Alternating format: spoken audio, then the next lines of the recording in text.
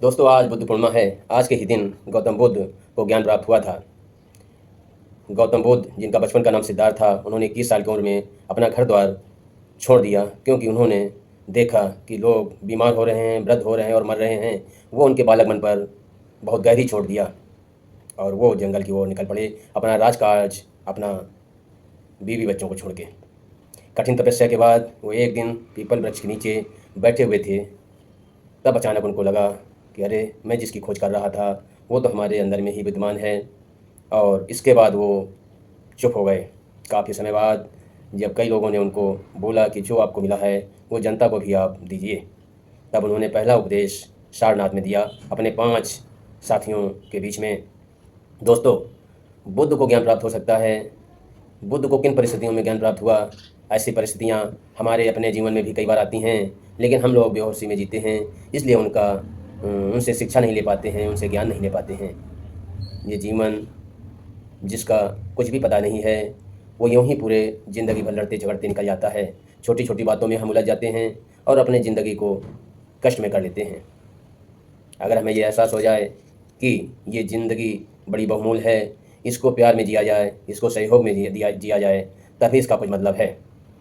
अगर प्यार और सहयोग के साथ में इस ज़िंदगी का हम उपभोग करते हैं, ज़िंदगी को एक नाटक समझते हैं, ज़िंदगी को एक खेल समझते हैं, तो यही ज़िंदगी दिव्य हो जाती है, सुखमय हो जाती है, आनंदमय हो जाती है। लेकिन हम तो छोटी छोटी चीज़ों में अपने को उलझाए रहते हैं, रात दिन चिंता में, तनाव में अपने जीवन को जीते हैं।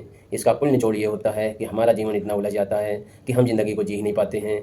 हमें एक दूसरे को सपोर्ट करना चाहिए, हमें एक दूसरे को गिराने और लड़ने में अपना समय व्यतीत करते हैं। दोस्तों, बहुत से लोगों का जीवन का निचोड़ है कि अगर आप प्यार में, सामंजस्य के साथ में इस जीवन को जिएंगे तो ये जीवन आनंदमय है। अगर आप लड़ाई झगड़ा में अपने जीवन को आगे बढ़ाएंगे तो ये संघर्ष में जीवन बड़ा दुःख में हो जाता है।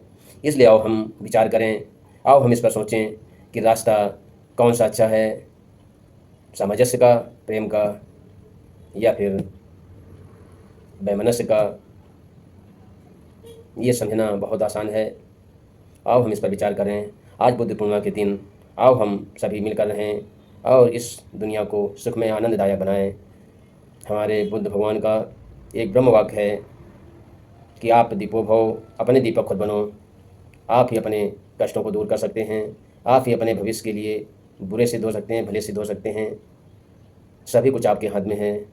आओ हम अपने दीपक खुद बने। भगवान बुद्ध ने समत्व का उपदेश दिया। हम सभी समान हैं, भाईचारा में रहें। ये उनका जीवन का बहुत बड़ा उपदेश है और ये उपदेश हमारे संविधान में भी अंतर्निहित है। आओ हम एक बार गौतम बुद्ध जी को नमन करें। आओ हम उनकी शिक्षाओं पर जीवन जिएं। नमस्कार।